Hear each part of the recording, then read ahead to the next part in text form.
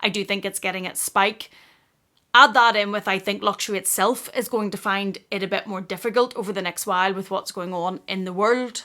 And I think you almost have the perfect storm. Hello there, welcome back to my channel. Thank you so much for joining me. Today, let's talk about whether or not YouTube is dead or dying, and whether or not Instagram is dead or dying, and specifically luxury YouTube and luxury Instagram. I was tagged to do this video by the very lovely Amelia Rose who has started this conversation and put out a video talking about Jeffree Star and another guy who I actually don't know, and whether or not YouTube itself as a platform is dead. And I've also watched a video on this that Jacob did. He also had on his channel 3 other luxury YouTubers talking about whether or not luxury YouTube is dead. And I've also watched Jessie Styles' video on this topic because I find it really interesting, and I think it's a really interesting topic to talk about, and I think there's quite a lot to be said.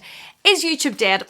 I don't think it is. I think that everything goes through peaks and troughs, and I think there will be highs and lows to anything. I do think it's probably taking a bit of a hitting or a bit of a battering at the minute for the long form video, because there does seem to be a push for short form video with the rise and the global takeover of the data world that is TikTok. There seems to be a real push for other platforms to try and replicate that success and follow on from that success. And I'm sure it's because there's a huge amount of money involved and a lot of people go to TikTok. Personally, I don't watch TikTok. I don't have a TikTok account to watch. It bores me. I'm not really a fan of it. I don't know if I haven't found yet my videos or TikToks to watch. My husband can lose hours when he's meant to be doing dishes, cleaning, cooking, whatever on TikTok. He will disappear on the TikTok for hours, and he watches things that seem to be silly videos that are like pieces of comedy. Maybe, I don't know. I haven't found, anytime I've downloaded the app and tried to watch TikTok, I have got bored in about 10 seconds and deleted the app off my phone. It may be just that I haven't found the creators that I should be watching yet. Somebody did tell me that it takes a while on TikTok before your home screen becomes what you're actually interested in, and before it sees, the algorithm figures out who you like to watch. So maybe if I downloaded it and started actively watching some fashion and handbag and TikTokers that I'm interested in, it might start to become a bit more interesting to me whenever I go onto the app. But every time I've tried, I've given up. And I think it's maybe my age. I think there is definitely a push in the younger generation for very quick fire, fast form content. And Instagram is trying to replicate it with Reels. Personally, I am old-fashioned, I think. I know I prefer the photographs on Instagram. I prefer going on to Instagram to look at photos. I prefer, if I'm looking at outfits on Instagram or handbags, I like to see the photos rather than the reels.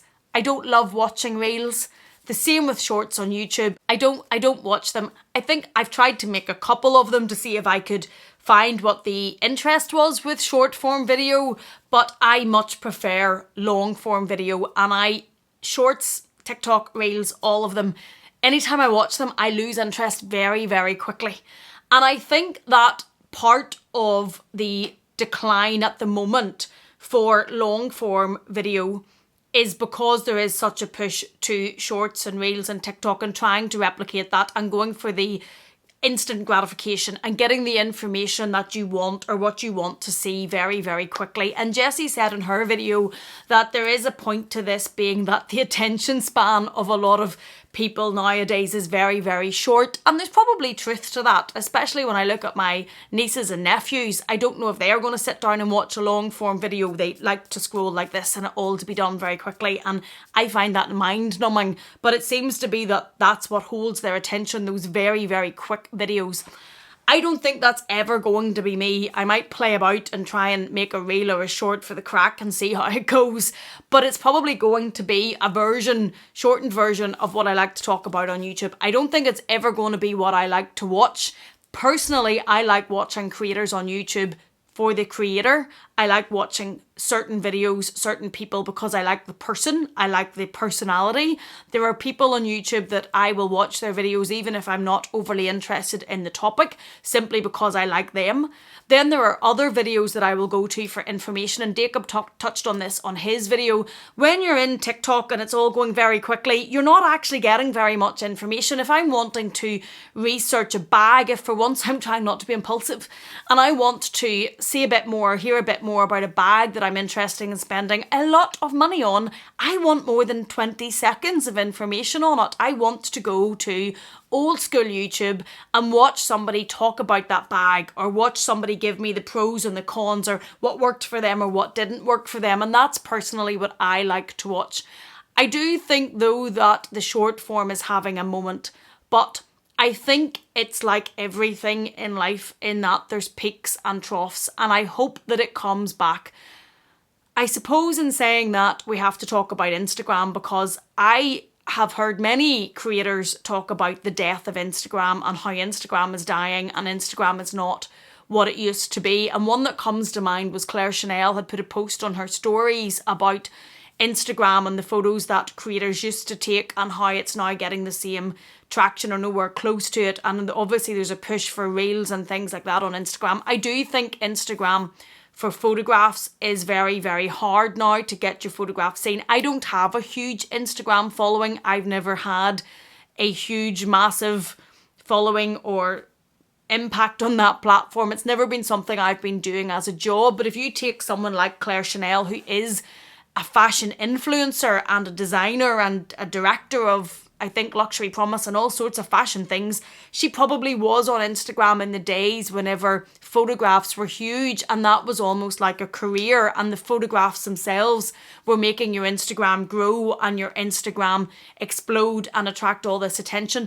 My Instagram, to be honest, has never done that. It's always been slow and steady, and I post the photographs I want to post, and I post stories when I want to post stories, but they're normally screenshots, and I post the odd reel, but not very often because I don't really have time to make them. And I think that Instagram as a platform is changing and evolving, and it is becoming more video based as opposed to photo based, and I do think that's having an impact on if you want to grow on Instagram. I think you have to be doing reels at the same time if you want your Instagram to continue to grow and gain an audience. I think that's probably right. I'm sad about that, not really as a creator, because I still just post what I want to post, because Instagram for me is fun. But as somebody that goes to Instagram to look at pictures, I like to look at pictures. I like to go onto Instagram and go down my feed and look at actual pictures. I don't really have an interest in reels all that much. So I am sad to see that happening, simply because I like to watch and see the photographs and I like to look through them, and I hope it doesn't completely go away. But I do understand that if people are on Instagram as a part of their job or a career or to grow their social media presence, they're going to have to put resources and time into reels to try and make that grow. I think that's something that just comes with Instagram now. Do I think luxury YouTube is dying? I think luxury YouTube has always been a niche that is harder to grow in, and Winnie BLV touched on this when she was speaking to Jacob.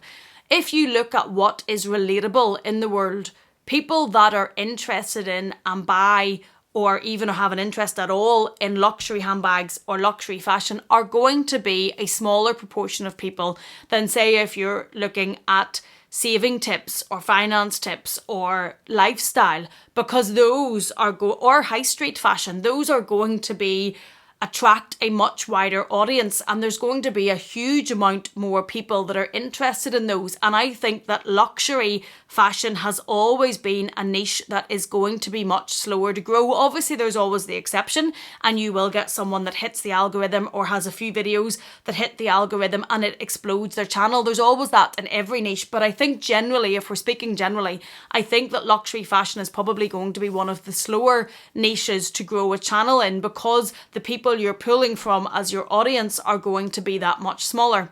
That being said, I think we also have to take into account what's going on in the world. I'm not discounting what Jacob and Romina and Jessie have said, because I do think the push for shorts is bound to impact on what Instagram and what YouTube are pushing out. And if YouTube's algorithm, and I know Jacob mentioned there was 2 algorithms and then he thought they might have combined. That's a bit above my pay grade. I don't really understand the algorithm that much. And Jacob puts out videos every day, and he said this himself. He is going to see and feel and understand the impact of the algorithm and how it changes and how it works a lot more than me, for example, who puts out 2 videos a week and has a much, much smaller channel. He has a much larger audience and he puts out videos every day. So he's going to feel the fluctuations a much better than I am and much more quickly than I am. So he did say about the algorithm potentially now trying to push out shorts. And I definitely think, especially with shorts now being monetized, I definitely think there is going to be a push. YouTube's not going to invest money into it and then not push it. So I do think we're going to have a phase where they are pushing shorts. I would hope, though, that it is a phase and long form video will come back into its place and be given a chance to be pushed out to the YouTube audience, because I think it is so informative, and I think it is an encyclopedia of topics where you can find out so much information, you can get so much guidance, you can get motivation, you can get inspiration, you can get finance tips, you can get so much out of these videos that I don't think you can get that on short form video. So I think, yes, at the minute they're pushing out shorts, and I think there's probably resources and time and energy being put into that. I do think things go up and down, so hopefully the long form video gets its moment in the sun again. But I also think for luxury creators, we can't be blind to what's going on in the world. And I think there is a global recession. There are people who can't pay their heating bill and their gas bill and their food bill. There is people now, even more so than before, that is so far removed from what's happening in luxury fashion world and what's happening with our unboxings and our handbags. And I don't say that in any way dismissive of luxury creators, because I still am one, and I'm still unboxing things, and I'm still talking about handbags, and I'm still watching them. I'm still watching Jacob and Romina and a whole host of other people because I enjoy that content. But I do think what's happening in the world is going to impact on views and the audience of people who are making luxury content, because generally in life, the people that make luxury content, myself included, in my opinion, are going to be not relatable to a huge proportion of society. There's going to be a lot of people that couldn't fathom, my husband included, spending that sort of money on a handbag. You put that in their context when the world is going through a global recession, an economic catastrophe if you live in the UK. The pound going through the floor, the dollar staggering, interest rates going up, the cost of living going through the roof. Luxury channels within that time frame are going to become even less relatable to even more people. And I know a lot of people through the pandemic who may not luxury shop or buy these handbags turned to this type of a channel for escapism. And I'm really glad that it provided that entertainment. And I first found YouTube really through that time period. And I watched a lot of the creators we all watched through that time period as escapism and entertainment and company almost during lockdown. And that's how you get to know people's personalities and how you watch their videos regardless of what they're talking about because you like them. But put that in the context of what is going on in the world today. Is it going to be a comfortable space for people to turn to for escapism if they are struggling to pay their bills every day, every week, every month, if they're struggling for food, struggling for heat, struggling for necessities? Is this going to be a happy escapism? I don't know. I think there's bound to be people that this isn't going to help. And I've talked about this on my other channel, Amelia Rose Talks, and I have said quite bluntly on that channel, if watching things like this make you feel worse or make you feel like you're in a more difficult position, stop watching. And I think that there will be people that have to turn away from it either for now or for a while because it's going to not help their situation. And let's be frank, and this has taken a deeper turn than I meant it to, but you have to protect your own mental health and you have to protect your own being. And that is more important than how many views I'm getting on a video. And I don't dismiss that by saying it doesn't matter how many views people are getting on their videos, because for a lot of people this is their employment. And also, even if it's not my employment, I have a job, but let me tell you, these videos take a huge amount of work. They take a lot of work to make, to film, to edit, to put together, to upload, to keep uploading, regardless of what's going on in your own life. And it can be disheartening for anybody, whether this be a hobby, be it fun, be it a job, whatever. It can be very disheartening for anybody to make content and put it out and it doesn't get watched. And that's just the bottom line. Whether you're trying to do this and you need to earn a certain money or not, I don't think that even comes into it. To put all that work and effort into something and it doesn't really get viewed is disheartening. So I don't say that lightly, but I do think that if you need to protect yourself, you need to protect yourself. And I think that that time that we're having in the world is going to also impact on views.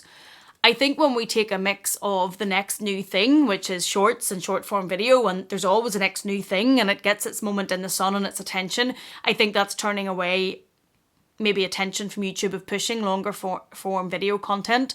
I do think it's getting its spike. Add that in with, I think luxury itself is going to find it a bit more difficult over the next while with what's going on in the world.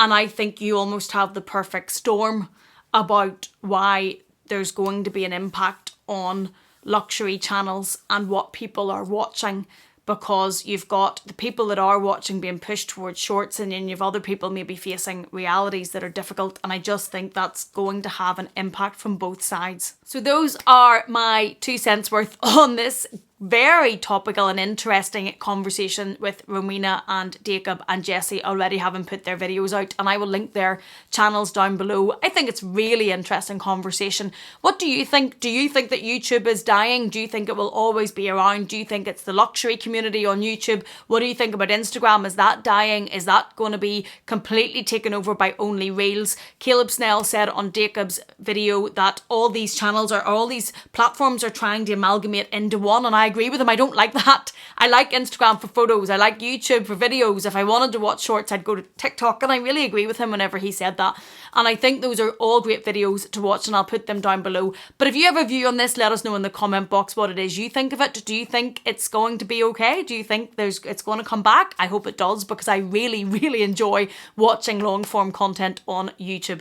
Thank you so much for watching this video. Thank you for being here. Please take care, and I will see you again in the next one.